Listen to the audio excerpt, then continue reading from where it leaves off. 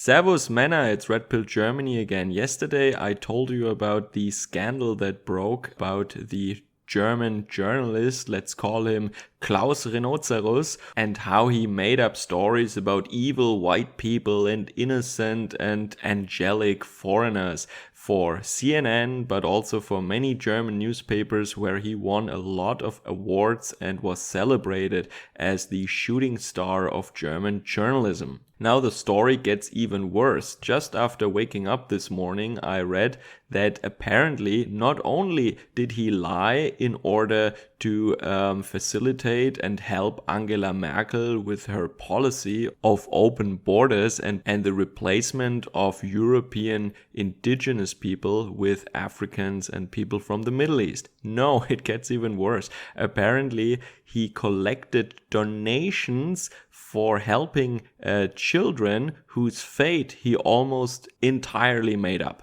So in other words, he made up a fake sob story about two children who ended up in Anatolia and have to work very hard there. And just to tell you some details, so he really tried to paint the most heartbreaking picture that he could come up with. So he said, for example, that both their parents are dead, that they're basically orphans, that their apartment was destroyed, and that they have to work in a factory doing backbreaking labor even though they're just children. So of course the German liberal Green Party do-gooder NPC finds this heartbreaking and believes every word of that, because that's their worldview, right?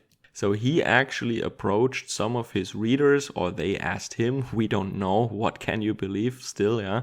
And he asked them to donate in order to help these poor children, because he claimed that he is still in contact with them and he tries to get the money to them, and that the people just have to trust him, and that he will make sure that 100% every cent of the money will make it to these children. Now people got in contact with a photographer that he was working with for this story, and the photographer tells us that first of all, the girl doesn't even exist, there is just a boy, and that this boy still lives with his mother, who is well and alive, and they don't live in a kind of a orphan camp in Anatolia. No, they actually live in a normal apartment. So this boy lives with his mother in that apartment in Turkey, and the father is not dead necessarily, he's a missing person. So we actually don't know what is going on with him and where he is. So the boy lives with the mother in an apartment there. And the mother also works at a furniture store, the photographer said, or sources told us. And the boy works as an electrician. So that is pretty good work, actually. So aside from them having to leave their home because of a conflict in their home country, they seem to be in more or less okay circumstances there. But that is of course not enough for Mr. Extreme. In order to collect the donations of these German liberals who want to help these poor kids, he had to make up a more convincing, more extreme sob story. So he went really overboard with trying to make it sound like they're really suffering, they're exploited, like in a Dickens novel. Again, the Dickensian element, yeah? And people found out now that this little boy received not a single cent from Klaus Rhinoceros, and we don't know what he did with the money. Maybe he bought fancy suits or went on vacation trips instead of actually doing research for his articles, because as we know now, his articles don't need any research, because his vivid imagination comes up with these stories automatically. So I don't want to drag this out for too long. Down below you can find the link to the article in German, and I also found an English version, so you can read up on the details if you want to.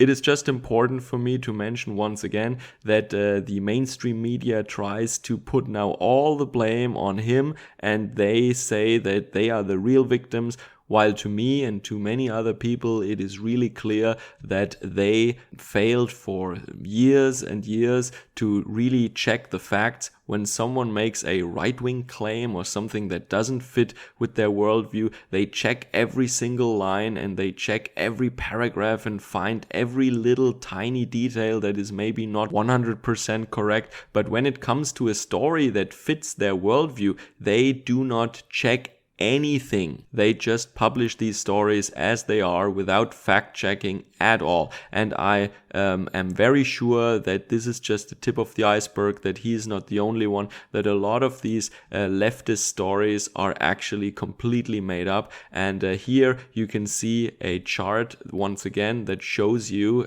how the voting behavior of German journalists is like. So you see that an overwhelming majority of the German journalists votes for leftist parties, over 70%, and the biggest chunk with 42% is of course the Green Party. So this is what German journalists vote for. This is their political allegiance, and it is no wonder that they do not fact check and that they like narratives instead of facts, because this is what the Green Party is known for anyway.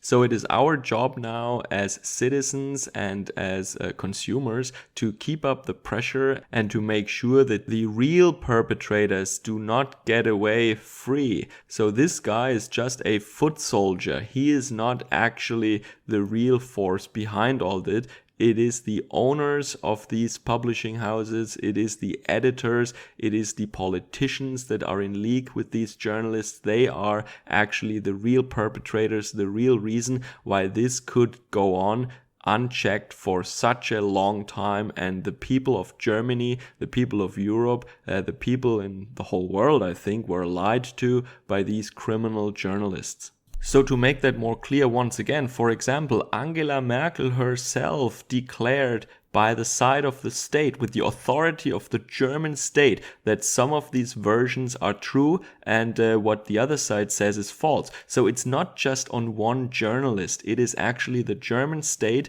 in the form of the German government under Angela Merkel that actively declared to the public that this is all true. Like they have, for example, adopted the story about the events in Saxony by Antifa. They just automatically took over the version of Antifa, which was a complete lie. And in the same way, they also adopt these fake stories about the Middle East and about migrants, and they declare to the public that this is all true. So there is actually a criminal network of scamming and lies between the big publishing houses and the leftist politicians. It is a network. It is not a single perpetrator. Catch you guys again later. Servus, Kameraden.